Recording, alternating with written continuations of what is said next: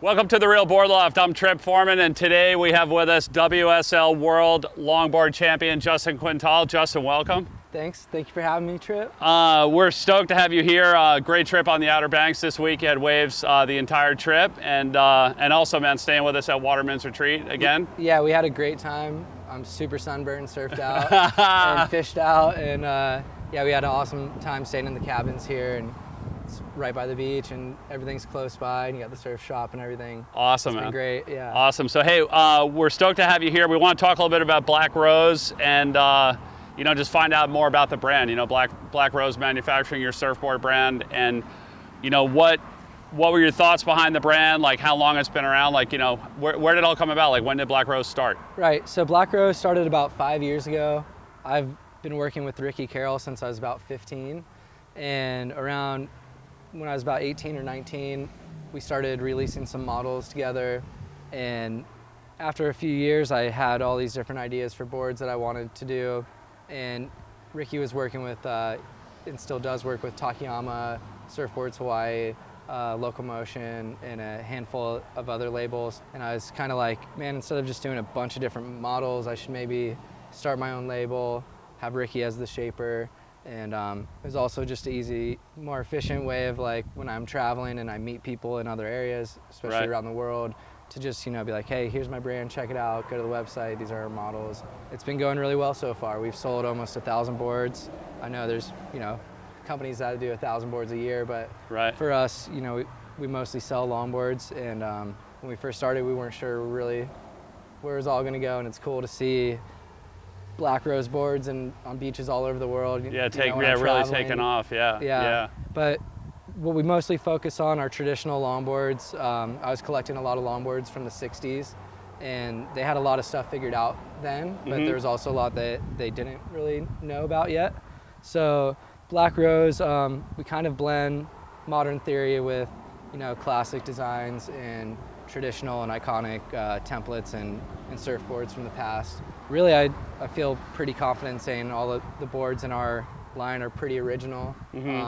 We try not to, you know, rip people off or anything like that. And it's been, you know, close to 15, 20 years now of, you know, for me, looking at other boards, riding other boards, riding my own boards, seeing what I like, and a lot of research and development. And this is all of that, you know, R&D and testing boards out and everything, and all of that, everything I've learned kind of rolled into one, and then coupled with Ricky's, you know, amazing craftsmanship and knowledge, and he's obviously been shaping boards for 40, 50 years now. Yeah, I mean, Ricky's an absolute legend, you know? Yeah, and he's incredible, and going in the shaping bay with him, I've learned so much. You know, this wouldn't be obviously possible without him, and I'm super grateful for all of his guidance and help over the years. And yeah, so it's, you know, his and I's thing, and it's a label that we work on together, and yeah, I'm pretty proud of it. It's cool that that you stuck with Ricky, you know, rather than branching out on your own, because you're able to take all of that experience that you guys had before, you know, and not only that, but all the confidence, you know, that you had with Ricky and with R&D, like in their board, you know, not only the shaping, but also like the board building, and then, you know, transfer it over into, you know, into your brand, and then just, you know, go from there and really not even skip a beat. Right, totally. And, you know, there's a lot of pressure at certain times in my life to maybe, you know, ride for a California brand or whoever, not even necessarily California, but, you know, maybe a more well-known shaper outside of the East Coast. And I'm really glad I stuck with Ricky as well. He's always done right by me, and he's always helped me out so much. I don't know, it's we work really well together, and it's only because of the amount of time we put in together. So tell me a little bit about, like, you know, because you mentioned, like, you know, Ricky obviously is on the East Coast, right? You know, and I think a lot of people know that you're from the East Coast, but a lot of people don't, right? So where are you from? Like, where are you from and where are you living? Yeah, so originally I was born in Cape Canaveral and lived in Satellite Beach till I was about 7 years old. Then my family moved to South Carolina for about 5 years. And then we moved to Jacksonville, Florida. And Jacksonville is kind of where I consider where I've grown up.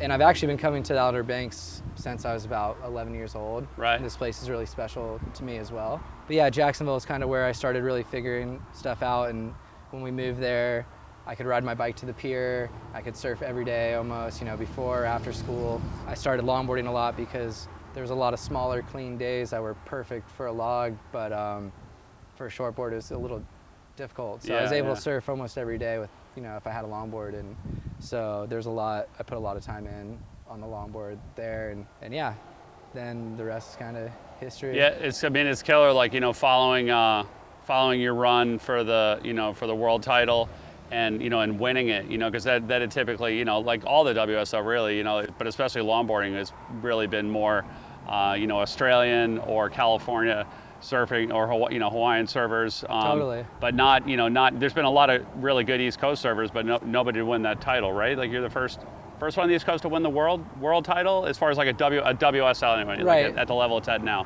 For longboarding, I think I'm the first male to ever win. Okay. Christy Murphy is actually the first, I believe, the only other longboard world champion from the East Coast, and she's actually from Florida. And she shreds. She has a surf camp down in Costa Rica. Okay. At Pavones, actually. And so what was it, like going into that event where you ended up clinching the title, following you online and on your social and everything, like just seeing like all of the people supporting you on that win, like what was it like, man? What was the emotion like, the energy like, the vibe like? It just had to be insane. Yeah, it was really overwhelming. Like you said, there was a lot of support and a lot of love coming from a lot of people, and yeah, it was amazing. Also, like I said, just overwhelming. It was like such a build up all year, a lot of stress and a lot of like, there was only 4 contests on the WSL tour, but then there was 4 duct tapes. And then I ran a contest at home, and then I was doing some trips in between, and pretty much I was only home a couple, like 2 or 3 months, broken up throughout the year, and the rest of the time I was traveling. And it's hard to like stay focused the whole time and in that competitive mindset. And I didn't know going into 2019 that I was going to be competing for a world title even.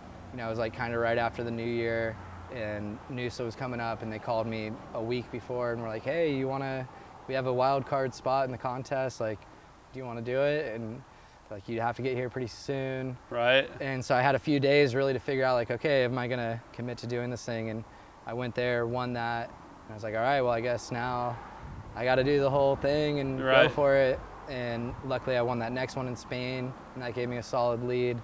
I didn't do super well in New York, but that one was a throwaway anyways. And then I ended up making the top 3 in Taiwan, and that's when I won it. Yeah. And yeah, it was just such a build up, so exciting, and so much pressure. That release was like, felt great, and it felt great to finally, do that accomplishment.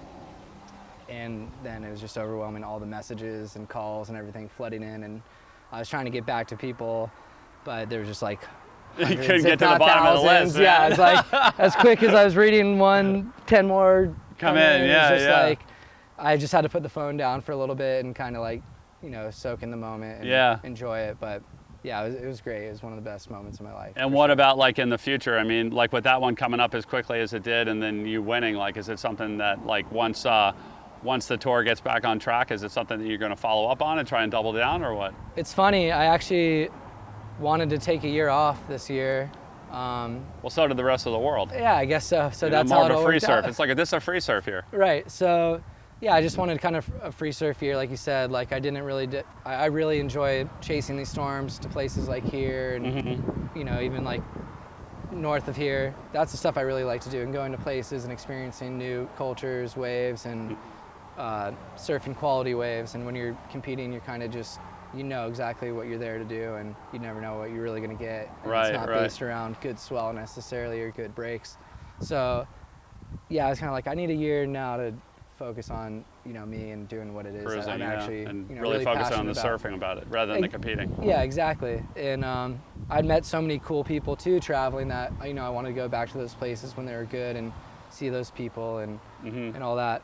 But obviously the pandemic hit and all this happened, and it was unfortunate, but also I kind of wanted to take a little bit of time off, and it's funny how it all worked out. Yeah. But now I am pretty fired up to get back out there, and Joel actually was calling me before the Noosa event that he ended up winning, and he was like, come on, you know, come out with us. And I was actually feeling sick at that time, and I didn't know if I had the coronavirus, so I ended up passing on that event, and he won. And then a bunch of people were like, come on, we want to see it, you know, Justin Quintal, Joel Tudor, throw down. And if there's anyone that would get me fired up, for sure it'd be him. And I've been surfing a lot with him and Tosh and talking to them a lot, and that's more of like a friendly rival, but you know, he's such a legend and such an amazing surfer that would be really fun to have an opportunity to compete against him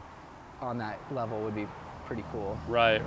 Yeah. So I got one more question for you, kind of like you know, wrap up this segment. And you know, for those of the viewers that don't know, like, you surf everything, right? I mean, obviously you're known for longboarding, but you surf fish, mid-lengths, like, you know, little tube shooters, like, you know, everything, you know. And so it's always cool to ask somebody that surfs everything, you know, what they like about the, you know, why they longboard, you know, because a lot of people just sort of seem to be lost on it, you know.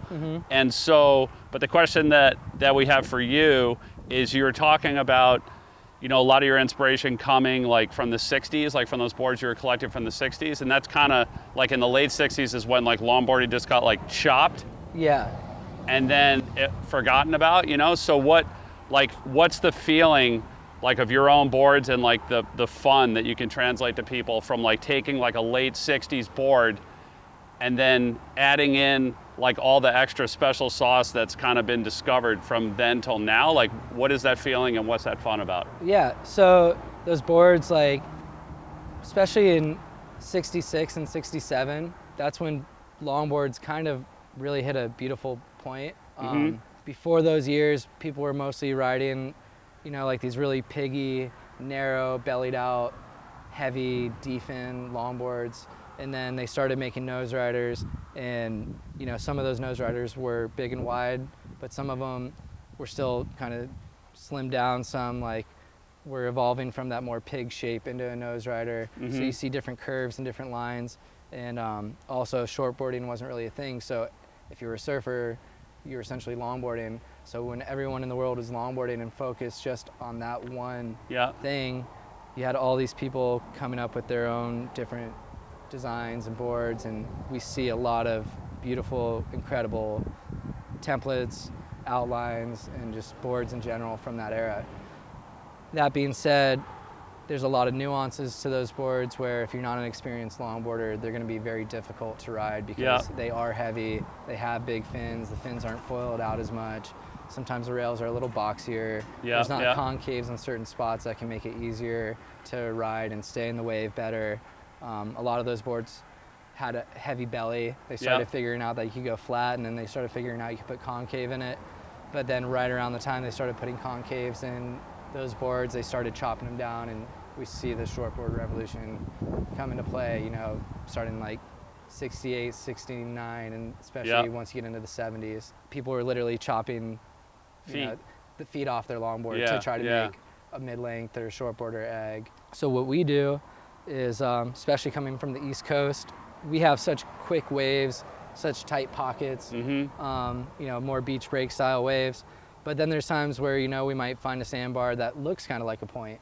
You know, it's not Malibu, but you're riding a wave for 200 yards and it's a, you know, lined up wave. Or maybe it's mushy and soft and whatever. So our boards, you know, me coming from the East Coast, but then traveling to all these other places, I needed boards that could work here, but I could take anywhere and could work in all these different types of conditions. You know, it's not like the shortboard tour, you know, where they'll travel with like 20 boards. Like, how many boards are you traveling with that, you know, that have to cover everything that you could possibly encounter at like Noosa or, you know, some of these locations? Most of the places I was going, I was trying to get away with bringing one longboard bag, especially now the airlines have changed their regulations and it's harder than ever to travel with longboards, but it's still very doable. So I was trying to travel with one bag, so I'd bring 2 boards with me pretty much to all of these events. And I brought my 2 most, what I felt were my most well-rounded boards. And that ended up being the Fine Swine and then the Fine Swine Pin. And back to how we were talking about what the Black Rose boards are in relation to the 60s too, like what we do is basically take some of those classic outlines and fundamentals from the 60s, but our boards are a much more refined, user-friendly version of those original boards. And how does that feel when you ride them? Like, I mean, yeah, you get to surf every day rather than waiting for 6.0, shortboard. Totally. waves. It's all about having fun at the end of the day. And if you're going out in the water and you're surfing and you're struggling and you're not able to catch waves, or you do and you're not able to generate speed, where's the fun in that? So yeah, with these longboards, even on the smallest days, you can go out and have a blast. It can be knee high. There's times where I look at it, it's knee to thigh high, but I would get just as excited as if we were overhead and barreling, because I know, like, oh, it's perfect for nose riding, and you're gonna get that feeling where you get that lift and that you're in the pocket still, and it's just like, yeah, that's what it's all about. Or trim out and take a nice line, do a turn, whatever. It's just a totally different feel than shortboarding. Yeah. And there's so many different ways you can explore, the wave and different lines you can take. And I think that longboarding is a great way in surfing to just have fun and try something different. Yeah, and to make the most of the conditions, rather than wishing it was better than just grabbing the right board for it and just going out and having a blast. Right. Like here, it could be double overhead in the winter and offshore and pumping tubes and look like, brown water pipe or something. But then in the summer, it might only be waist high. And, there's still good sandbars, but it's perfect for logging. And it's like, if you don't have a tube shooter and a log, you're not going to have as much fun year round. So especially up here, there's a lot of days in the summer that just look insane. Yeah, it's so much fun. I don't think many people realize it. We came up here not sure if it was going to be good, and we figured, hey, worst case scenario, it'll be really fun for longboarding. Right. And we'll do that and some fishing, and we'll have a good trip. And then you did a little bit of everything. Yeah, we ended up riding a little bit of everything we brought. So that's awesome, man. Well, hey, Justin, thanks for spending the time with us. Congrats on your world title. That's insane. I'm super proud of you. And thank you. And Ricky and Black Rose on the East Coast for repping all over the world. And viewers out there, if you have any questions about Black Rose boards or you'd like to place an order, you could always give us a call at the shop, 252-987-6000, or look us up online, realwatersports.com/surfing. Thanks for tuning in.